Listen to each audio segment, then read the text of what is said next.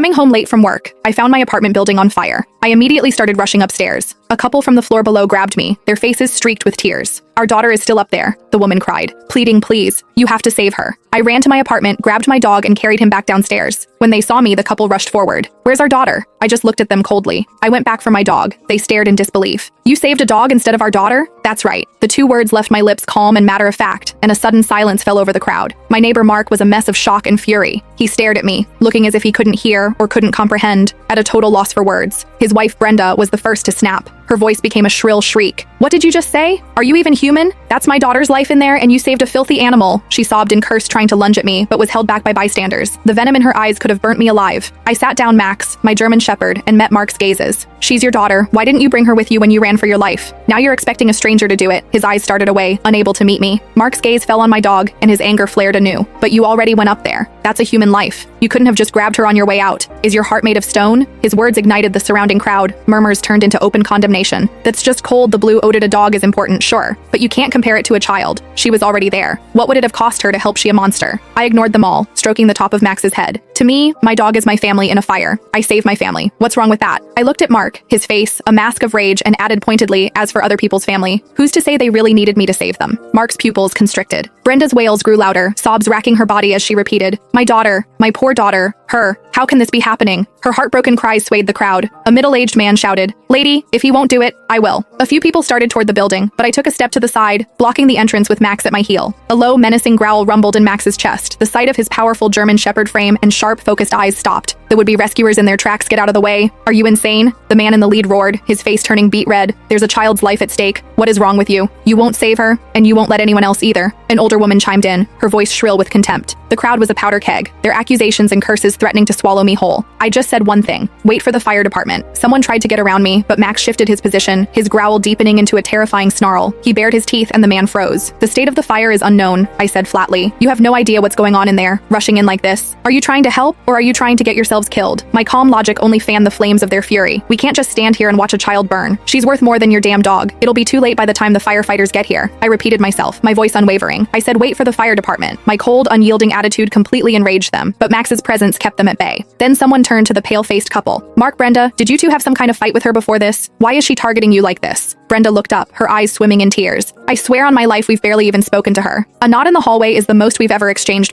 She saw her walking the dog once and even gave the dog a piece of her own candy. Such a sweet, kind little girl." Her voice broke and she dissolved into tears again, the very picture of a grieving mother. Her words struck A, and the crowd's glares intensified. Listening to her, I remembered the image of a small, shy girl holding out a piece of hard candy. The way she'd looked at Max, her eyes had been shining. I nodded